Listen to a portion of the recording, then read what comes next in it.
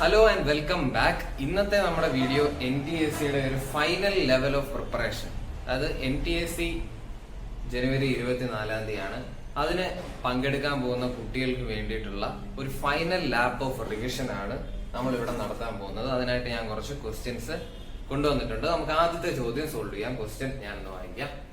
2 objects of mass 1 kilogram and 2 kilogram are fixed at a certain distance between them. ശരി. If a mass of 4 kilogram is placed between them, if a mass 4 kilogram placed between them attains equilibrium at a distance r from the smaller mass, then its distance from larger mass. Gravitation. അപ്പോ 1 kilogram 2 kilogram ഇടയ്ക്കൊരു 4 kilogram ഉണ്ട്. അവർ പറയുന്നത് smaller മാസും 4 കിലോഗ്രാമും തമ്മിലുള്ള distance r ആണ് എന്നാണ്. അപ്പൊ നമുക്ക് ഈ ഡിസ്റ്റൻസ് x ആണെന്ന് എടുക്കാം. നമ്മളോട് x എത്ര എന്നാണ് ചോദിച്ചിരിക്കുന്നത്. ഇത് ഇക്വിലിബ്രിയത്തിലാണ് എന്ന് പറഞ്ഞാല് ഇവൻ അട്രാക്ട് ചെയ്യുന്ന ഫോഴ്സിന്റെ അത്രയും തന്നെയാണ് ഇവനും അട്രാക്ട് ചെയ്യുന്നത്. അതായത് നെറ്റ് ഫോഴ്സ് 0 ആണ്. ഗ്രാവിറ്റേഷണൽ ഫോഴ്സിന്റെ ഇക്വേഷൻ എന്താ? F=Gmm/r². M എന്ന് പറയുന്നത് രണ്ട് ബോഡീസ് തമ്മിലുള്ള അട്രാക്ഷൻ ആണ്. ഓക്കെ, അപ്പൊ 1ഉം 4ഉം തമ്മിലുള്ളതെന്ന് പറഞ്ഞാല് G × 1 × 4/r². 4ഉം 2 എന്ന് പറഞ്ഞാല് G × 4 × 2/x². അപ്പൊ ഇത് രണ്ട് ഈക്വൽ ആണെന്നാണ് അതിന്റെ മീനിങ്. അപ്പൊ എന്ത് വരും? ജിയും ക്യാൻസൽ ആവും, 4ഉം 4ഉം ക്യാൻസൽ ആവും. x² = 2r² എന്ന് കിട്ടും. അപ്പൊ x എത്രയാണ്? √2r. സിമ്പിൾ ഒരു ക്വസ്റ്റ്യൻ ആയിരുന്നു അത്. അടുത്ത ക്വസ്റ്റ്യനിലേക്ക് നമുക്ക് പോവാം. അപ്പോ അടുത്ത ക്വസ്റ്റ്യനിലേക്ക് സ്വാഗതം. ക്വസ്റ്റ്യൻ ഇതാണ്: if the wave length of A sound wave is 35 cm and it's frequency is 2 kHz, then the speed of the wave is. Simple ഒരു ക്വസ്റ്റ്യൻ ആണ്. ഇവിടെ ഉപയോഗിക്കേണ്ട റിലേഷൻ നിങ്ങൾക്ക് അറിയാം എന്ന് ഞാൻ പ്രതീക്ഷിക്കുന്നു. C = new lambda. ന്യൂ എന്ന് പറയുന്നത് ഫ്രീക്വൻസി, ലാംഡ എന്ന് പറയുന്നത് വേവ് ലെങ്ത്. ഫ്രീക്വൻസി ഇവിടെ എത്രയാണ് വന്നിരിക്കുന്നത്? 2000 ഹേർട്സ്. 2 kHz എന്ന് പറയുമ്പോൾ 2000, അതായത് 2 × 10³ എന്ന് എഴുതാം. ലാംഡ എത്ര വന്നിരിക്കുന്നത്? 35 സെന്റിമീറ്റർ. അതപ്പോ 35 × 10⁻². മീറ്റർ ആക്കണ്ടേ? യൂണിറ്റ് കറക്റ്റ് ആയിരിക്കണം. അപ്പൊ എത്ര വരും ഇത്? 70 × 10, 700 m/s എന്ന് കിട്ടും. ഓക്കെ, അപ്പൊ ഈ റിലേഷൻ വളരെ ഇമ്പോർട്ടന്റ് ആണ്. അറിയാത്തവർ നോട്ട് ചെയ്തോളൂ.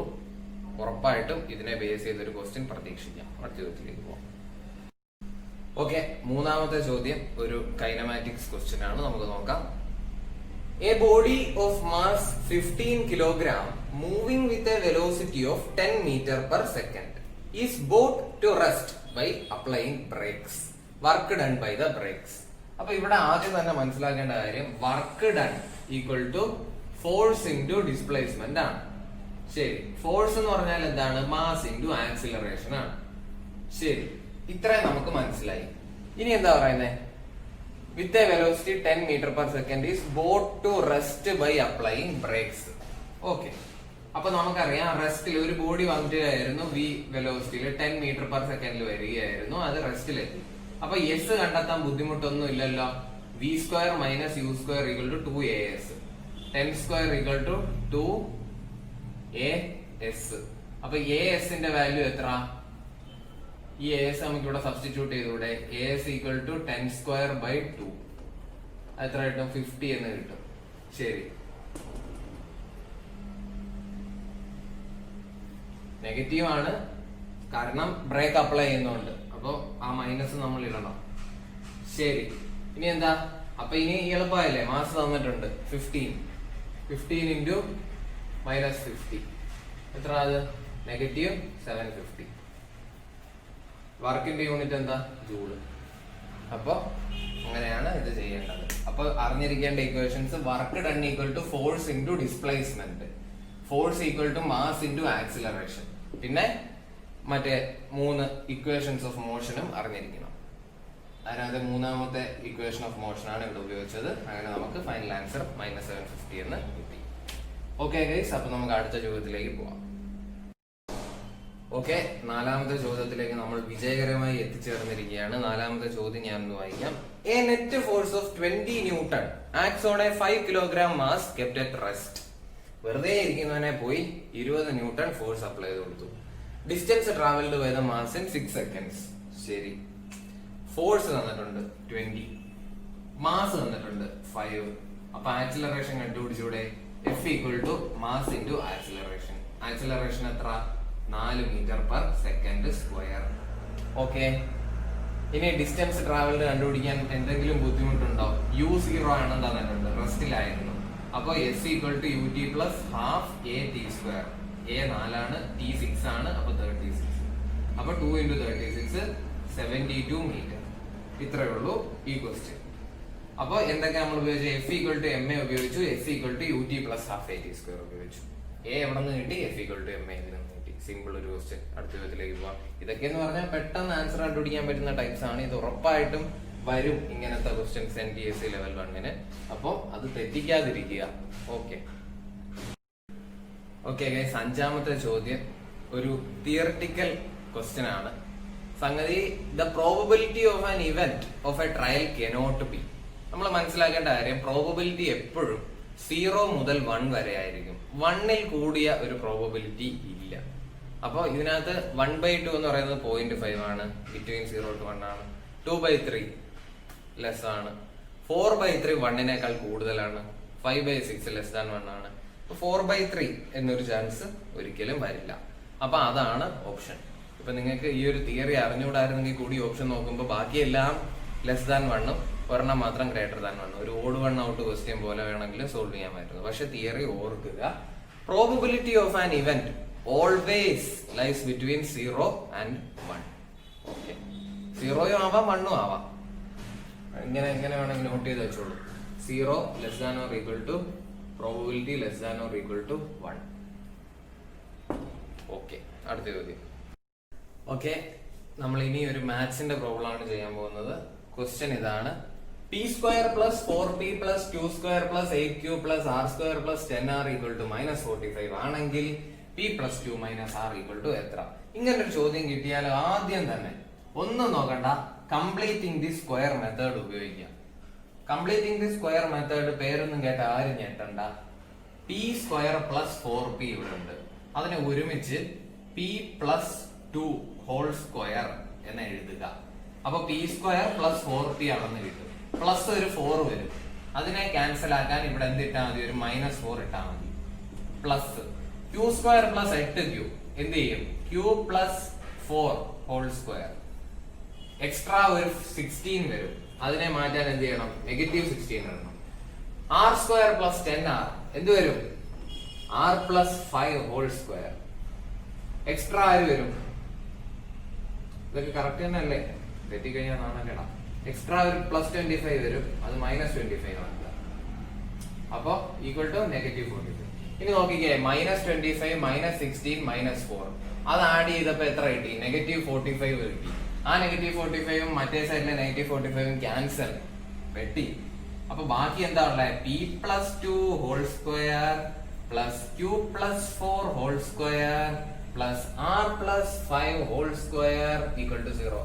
സ്ക്വയർ ടേംസ് 0 വരണമെങ്കിൽ ഇതെല്ലാം പോസിറ്റീവ് ആണ്. സ്ക്വയർ ടേംസ് 0 വരണമെങ്കിൽ ഈച്ച് ടേം ഇൻഡിവിജ്വലി പോസിറ്റീവ് 0 ആയിരിക്കണം. അതായത് p പ്ലസ് 2 0 ആയിരിക്കണം, q പ്ലസ് 4 0 ആയിരിക്കണം, r പ്ലസ് 5 0 ആയിരിക്കണം. അപ്പൊ p യുടെ വാല്യൂ എത്ര കിട്ടണം? -2 കിട്ടണം. q ന്റെ വാല്യൂ എത്ര കിട്ടണം? -4 കിട്ടണം. r ന്റെ വാല്യൂ എത്ര കിട്ടണം? -5 കിട്ടണം. ഇത് ഇതിനകത്തേക്ക് എടുത്തിട്ട് കൊടുത്തേ. -2 -4 പ്ലസ് 5 -6 പ്ലസ് 5 ആൻസർ -1 ആണ്. ഇങ്ങനൊരു ക്വസ്റ്റ്യൻ കിട്ടിയാൽ വേറെ ഒന്നും നോക്കണ്ട, ആദ്യം തന്നെ കംപ്ലീറ്റിംഗ് ദ സ്ക്വയറിലേക്ക് പോയിക്കോളൂ. ആൻസർ നിങ്ങളെ തേടി ഓപ്ഷനിലുണ്ടാവും. അടുത്ത ചോദ്യത്തിലേക്ക് പോവാം.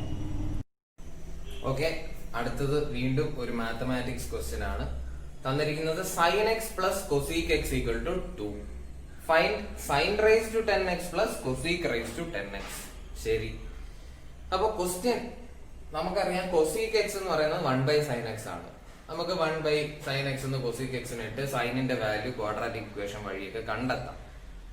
ഓക്കെ, പക്ഷേ ക്വസ്റ്റ്യനിലേക്ക് ഒന്ന് ശ്രദ്ധിച്ചേ, sine x plus cosec x equal to 2 ഇങ്ങനെ വരണമെങ്കിൽ എക്സിന്റെ വാല്യൂ എന്തായിരിക്കണം? 90 ആയിരിക്കണ്ടേ? എങ്കില് 1 + 1 = 2 എന്ന് നമുക്ക് പെട്ടെന്ന് കിട്ടില്ലേ? അപ്പോ എക്സ് എന്ന് പറയുന്നത് എന്താണ്? 90 ഡിഗ്രിയാണ്. ഓക്കെ, അപ്പൊ സൈൻ എക്സ് എന്ന് പറയുന്നത് 1 ആണ്, കൊസീക് എക്സും 1 ആണ്. അപ്പൊ സൈൻ റൈസ് ടു 10x എത്ര? 1 ആണ്. കൊസീക് റൈസ് ടു 10x എത്ര? അതും 1 ആണ്. വീണ്ടും 1 + 1 2 അല്ലേ ഫൈനൽ ആൻസർ? അത്രേ ഉള്ളൂ. ബോർഡിന്റെ ഉപയോഗം തന്നെ ഇല്ല. അടുത്ത ചോദ്യത്തിലേക്ക് പോവാം.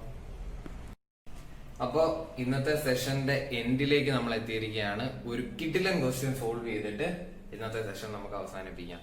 അപ്പോ ബെസ്റ്റ് നമ്മൾ ലാസ്റ്റിലേക്ക് വെച്ചു.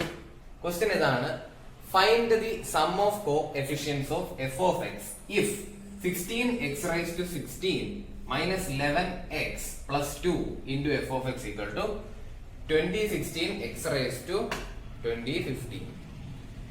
ഇതാണ് ചോദ്യം. അപ്പൊ നമുക്കറിയാം f of x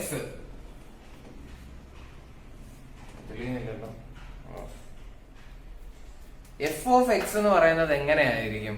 f of x ഒരു ഫംഗ്ഷൻ ഓഫ് x ആണ്. അതായത് f of x equal to ax raised to n plus bx raised to n minus 1 plus cx raised to n minus 2 plus അങ്ങനെയൊക്കെ etcetera up to y x raised to 1 plus zx raised to 0 അങ്ങനെ എന്തെങ്കിലും ആയിരിക്കും f of x എന്ന് പറയുന്നത്. ഇതിനകത്ത് കോ എഫിഷ്യന്റുകൾ ആരാ? A, B, C, എക്സിന് കൂടെ വരുന്ന ആൾക്കാരാണ് കോ എഫിഷ്യന്റുകൾ. ഓക്കെ, ഇപ്പൊ സിനിമയിലൊക്കെ ഈ വില്ലന്റെ അല്ല നായകന്റെ ഒക്കെ കൂടെ നടക്കുന്ന ആൾക്കാരുണ്ടായിരിക്കുമല്ലോ, അതേപോലെ എക്സിന്റെ കൂടെ നടക്കുന്ന ആൾക്കാരാണ് കോ എഫിഷ്യന്റ് എന്ന് പറയുന്നത്. അപ്പൊ ഇവിടത്തെ coefficients A, B, C. നമ്മളോട് ചോദിക്കുന്നത് എന്താ? Sum of coefficient. അതായത് A plus B plus C plus etcetera something. അപ്പൊ ഇങ്ങനെ കിട്ടാൻ നമ്മൾ എക്സിന് ജസ്റ്റ് 1 സബ്സ്റ്റിറ്റ്യൂട്ട് ചെയ്താൽ പോരെ? അപ്പൊ എക്സിന് 1 സബ്സ്റ്റിറ്റ്യൂട്ട് ചെയ്താൽ a × 1 plus b × 1 plus c × 1 et cetera × 1 1 1. അപ്പൊ അത് ഇത് തന്നെ കിട്ടൂലേ? അപ്പൊ ജസ്റ്റ് പുട്ട് x = 1 കളി കഴിയും. അപ്പൊ ഈ സംഗതിയിൽ നമുക്ക് x = 1 ഒന്ന് ഇട്ട് നോക്കാം. x = 1 ഇട്ടെ. 16 minus 11 plus 2 into f of 1. f of 1 ആണ് നമുക്ക് കണ്ടെത്തേണ്ടത്. Equal to 2016. അപ്പോ f of 1 ആണ് സം ഓഫ് കോഎഫിഷ്യന്റ്. അത് എത്ര കിട്ടും? 2016 ഡിവൈഡഡ് ബൈ 16 plus 2 minus 11 എത്ര? 18 minus 11. 18 minus 11 എന്ന് പറയുന്നത് 8 പോയിട്ട് 3 7. അപ്പൊ ഇത് എത്ര കിട്ടും? 2 പിന്നെ 36 1. അപ്പൊ എന്താണ് 61 എന്ന് പറയുന്നത്? 8 56 288 എന്ന് നമുക്ക് കിട്ടും ഫൈനൽ ആൻസർ. അതാണ് ആൻസർ. അപ്പോ സം ഓഫ് കോഎഫിഷ്യന്റ് ചോദിച്ചാൽ ഒന്നും തന്നെ നോക്കണ്ട, ജസ്റ്റ് എക്സിന് 1 ഇട്ട് കൊടുക്കുക, f of 1 കണ്ടെത്തുക, അത്രേ ഉള്ളൂ, നമുക്ക് ആൻസർ കിട്ടും. അപ്പോ ഇന്നത്തെ സെഷൻ ഇവിടെ കഴിയുകയാണ്. NDSC എഴുതാൻ പോകുന്നവർക്ക് ഒരു ഉപകാരമായി കാണും എന്ന് ഞാൻ പ്രതീക്ഷിക്കുന്നു. അപ്പോൾ നിങ്ങൾക്ക് എന്തെങ്കിലും ക്വസ്റ്റ്യനിൽ ഡൗട്ടോ കാര്യങ്ങളൊക്കെ ഉണ്ടെങ്കിൽ എൻ്റെ മെയിൽ ID-യിലേക്ക് അയച്ചാൽ മതി. ഞാൻ അത് ലിങ്ക് അത് ഡിസ്ക്രിപ്ഷനിൽ ഞാൻ വെച്ചേക്കാം, മെയിൽ ID. അപ്പോൾ എഴുതുന്ന എല്ലാവരും തന്നെ വൃത്തിയായിട്ട് ക്വസ്റ്റ്യൻസ് പ്രാക്ടീസ് ചെയ്യുക, ഒരുപാട് പ്രോബ്ലംസ് ചെയ്യുക. അത് എക്സാമിന് മാത്രമല്ല, നമ്മുടെ സ്കിൽസ് ഡെവലപ്പ് ചെയ്യാൻ വേണ്ടി അത് ഉപകരിക്കും. അപ്പോൾ അടുത്ത വീഡിയോയിൽ കാണുന്നത് വരേക്കും